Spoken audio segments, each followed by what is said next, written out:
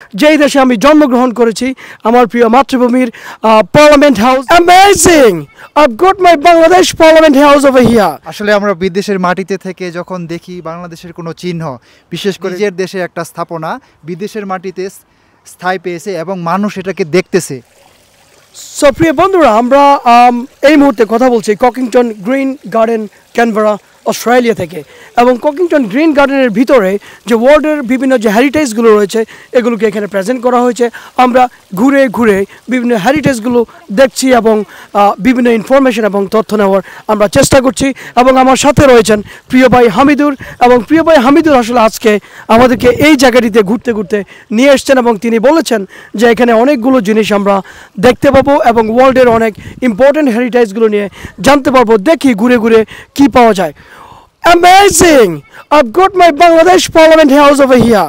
So guys, আপনারা দেখতে পাচ্ছেন আমি অস্ট্রেলিয়ার ক্যানবেরাতে আমার প্রিয় মাতৃভূমি, যেই দেশে আমি জন্মগ্রহণ করেছি, আমার প্রিয় মাতৃভূমির parliament house, Bangladesh parliament house, এই জায়গাটিতে শোভা পেয়েছে অস্ট্রেলিয়ার ককিংটন গ্রিন গার্ডেনের ভিতরে ওয়ার্ল্ডের বিভিন্ন হেরিটেজগুলোর সাথে আমার প্রিয় মাতৃভূমির পার্লামেন্ট হাউস এই জায়গাটিতে শোভা পেয়েছে। এবং আজকে আমাদেরকে এখানে নিয়ে এসছেন প্রিয় ভাই হামিদুর। ভাই, আপনি একটু বলেন আপনার অনুভূতিটা কেমন যে আমাদের বাংলাদেশের পার্লামেন্ট এই জায়গায় শোভা পেয়েছে, এবং একজন বাংলাদেশি হিসাবে আমরা খুব প্রাউড ফিল করছি। আপনার অনুভূতি কেমন? আসলে আমরা বিদেশের মাটিতে থেকে যখন দেখি বাংলাদেশের কোনো চিহ্ন, বিশেষ করে বিশেষ স্থাপনা, স্পেশালি দিস ওয়ান, এটা হলো বাংলাদেশের আইকনিক একটা বিল্ডিং পার্লামেন্ট হাউস। এটা দেখে আসলেও নিজেকে আবেগ আপ্লুত হয়ে যায় আসলে অনেক সময়, কারণ নিজের দেশে একটা স্থাপনা বিদেশের মাটিতে স্থায়ী পেয়েছে এবং মানুষ এটাকে দেখতেছে, যে আসলে মানুষ চিনতেছে যে এটাও একটা আইকনিক টাওয়ার। বাংলাদেশে আমরা আসলে মনে করি যে Bangladesh parliament house is just like a parliament house, but না, এটা একটা famous iconic tower in the world. So এটা একটা ফেমাস আর্কিটেক্ট, সেটা আর্কিটেক্ট করেছে। সো সেজন্য আসলেও মানুষ এটাকে দেখে এবং সেটা আসলে বুঝতে চেষ্টা করে যে আসলে এটা কতটা আইকনিক ওয়ার্ল্ডের ভিতরে।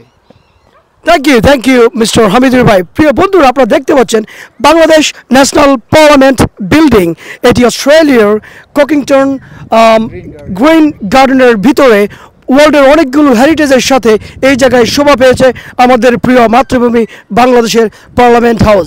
একজন বাংলাদেশি হিসেবে আমি গর্ববোধ করছি এবং আমি খুব আপ্লুত এবং ইমোশনাল হয়ে যাচ্ছি যখন আমার প্রিয় মাতৃভূমির, প্রিয় দেশের, প্রিয় জন্মভূমির এই ধরনের একটি world famous Bangladesh national parliament building এই জায়গাটিতে শোভা পেয়েছে পৃথিবীর অন্যান্য হেরিটেজগুলোর সাথে।